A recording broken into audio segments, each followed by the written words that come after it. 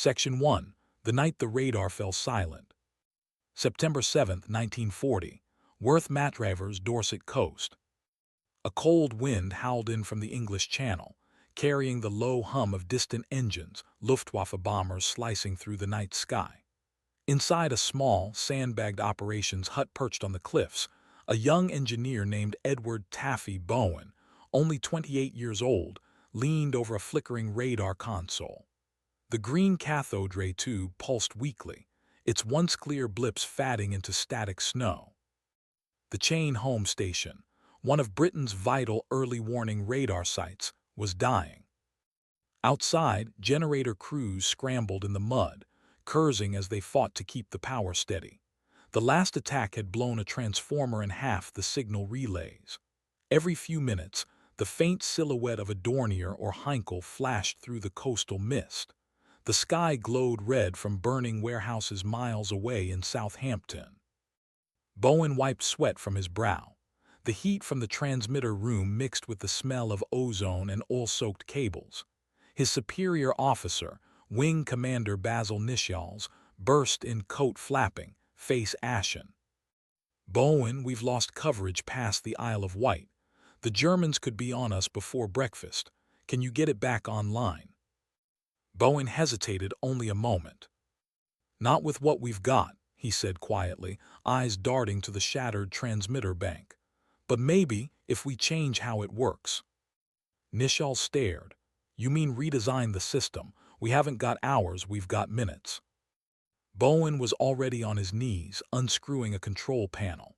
He'd spent years experimenting with radio waves, first under Robert Watt, the father of radar, and later building the very chain home towers that now guarded Britain.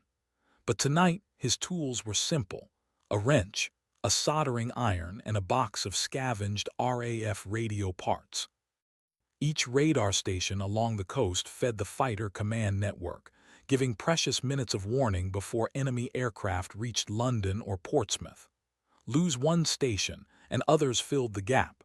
Lose several, and the entire chain unraveled. Bowen worked with the intensity of a man on a ticking clock. Sparks flew. The console hissed as he pulled out vacuum tubes and jury-rigged circuits that no manual had ever described. He didn't even know if it would work. The modifications broke every rule of transmitter tuning. Then through the static, a faint pulse returned. A single green blip appeared, a bomber 40 miles out, then another. The room erupted in relief. Bowen didn't look up.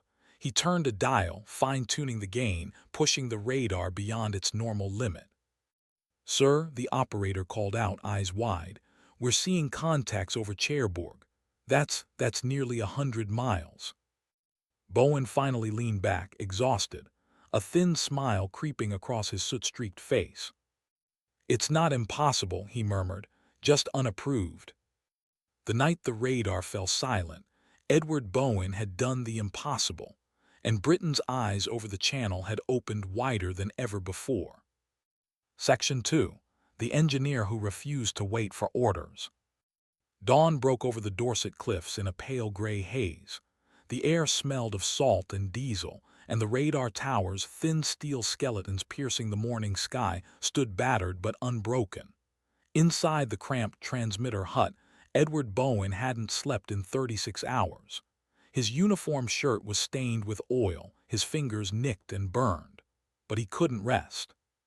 Chain home stations up and down the coast were failing. The Luftwaffe's night raids had been relentless, hitting masts, knocking out cables and strafing generator trucks.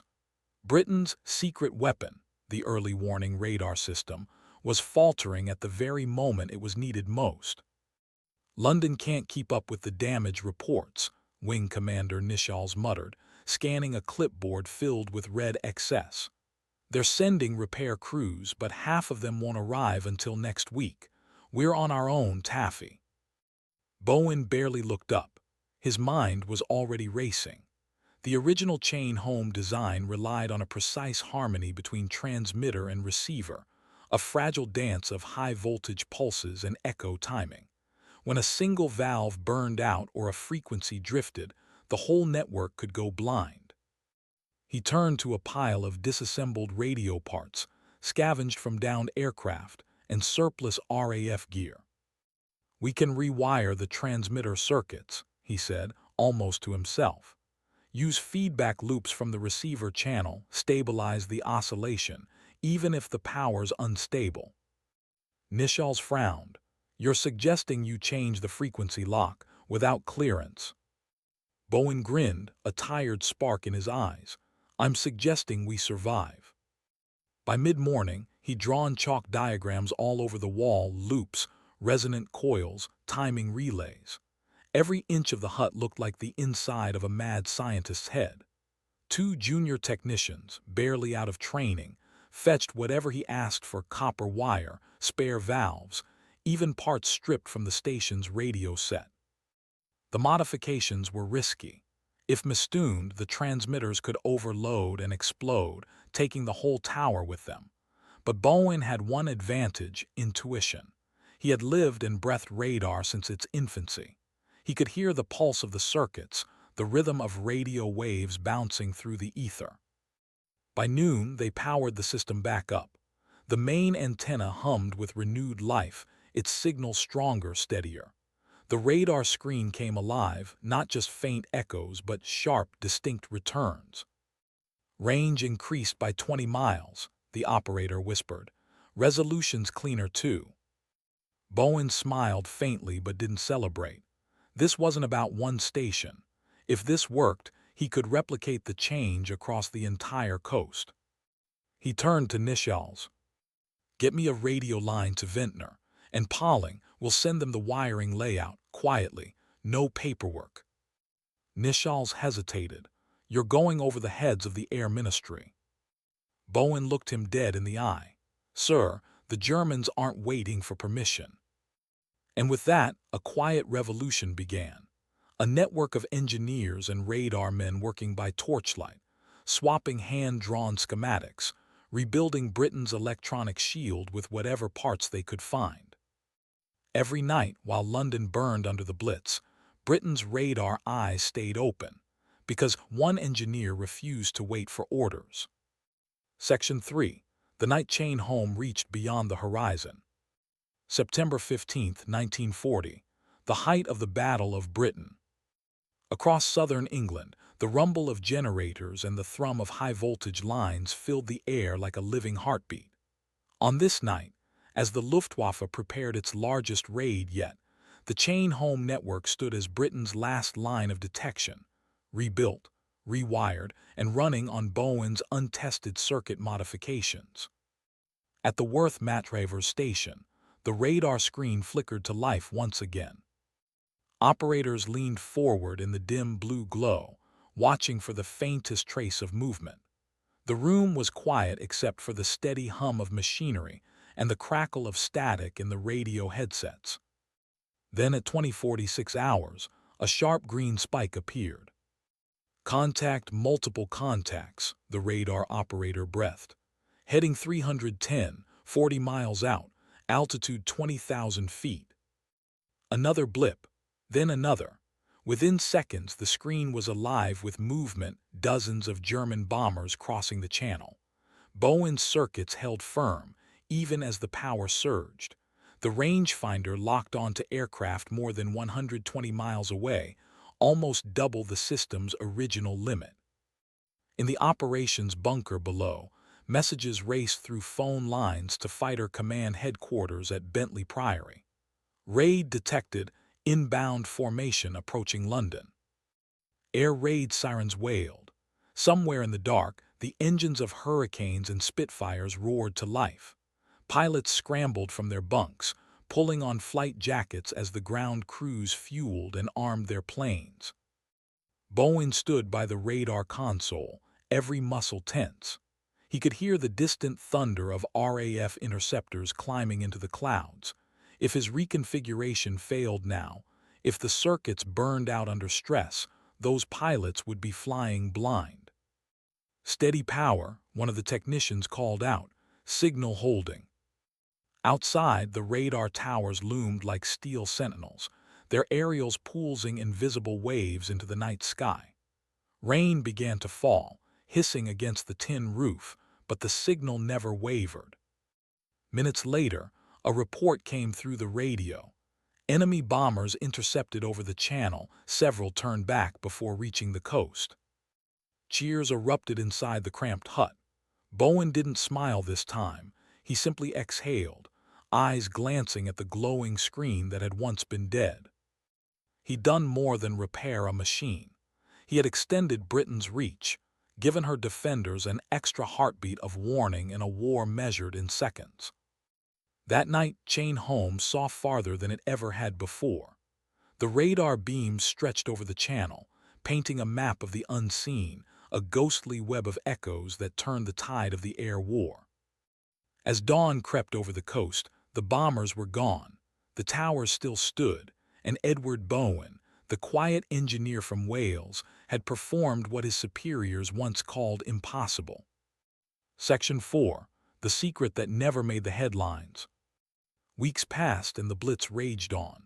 Every night bombs rained down on London and the southern coast. Every morning the radar towers still stood, bent, patched, sometimes half destroyed but alive. Inside Fighter Command, few knew the truth of how Britain's eyes in the sky had survived. The official reports credited rapid repairs and technical resilience.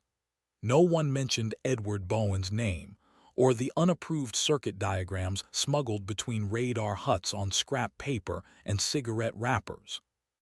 At the Worth Matravers site, Bowen sat on a crate, a mug of cold tea in his hands.